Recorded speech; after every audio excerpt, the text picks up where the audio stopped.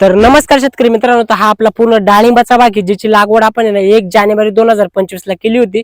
म्हणजे लावून तब्बल आहे ना आता 8-8.5 महिने पूर्ण झाले बागाला. आणि तुम्ही बागाची कंडिशन पाहू शकता, एकदम भारी आहे. आणि झाड पण एकदम भारी, म्हणजे झाड जवळजवळ आता हाईटच्या वर निघायला सुरुवात झाली. तर हा जो आपला पूर्ण बागाचा प्लॉट दिसतोय ना, तो जवळजवळ 1 ते 1.25 एकराचा आहे, ज्यामध्ये आपण 12 बाय 8 फूट ह्या स्पेसिंग नाही ना जवळजवळ 600 झाड बसवले. तर आपल्याला ना पूर्ण बागातले झाड ना सगळे 1 खोडी किंवा 2 खोडीच बनवायचे, म्हणजे एकाच खोडावरती झाड राहिलं पाहिजे. त्यासाठीच ना पुढचा उद्देश ठेवून आपण जेवढं पण झाडाच्या बाजूच आहे ना सगळ्या फांद्या, जे म्हणजे दुसरे खोड आहेत ते सगळे आत्ताच काढून टाकले आणि एकाच खोडावरती झाड वर जाऊन देऊ राहिलो.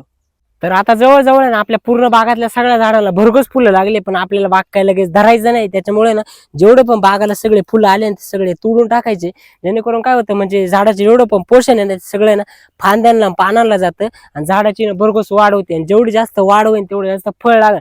त्याच्यामुळे ना जेवढे पण फुलं आले ना, जेवढे म्हणजे लवकर झाडाच्या कमी वयात जेवढे पण फुलं येते ना ते सगळे आपल्याला तोडून टाकायचे. झाडांच्या मुळांची ना म्हणजे चांगली आता ग्रोथ झाली, त्याच्यामुळे झाडाला आता पोषण पाहिजे. त्यासाठी आपण झाडाच्या ना दोन्ही बाजूला खत भरले आणि चांगले ड्रिपर करून त्याला वेळेनुसार पाणी देऊ राहिलो. तर तुम्ही पण लावलाय का नाही या वर्षी बागा, आणि तुमच्या बागाची काय कंडिशन आहे कमेंट मध्ये नक्की सांगायचं ना. अशाच माहितीपूर्ण चांगल्या व्हिडिओसाठी आपल्या चॅनलला फॉलो करून टाकायचे. धन्यवाद.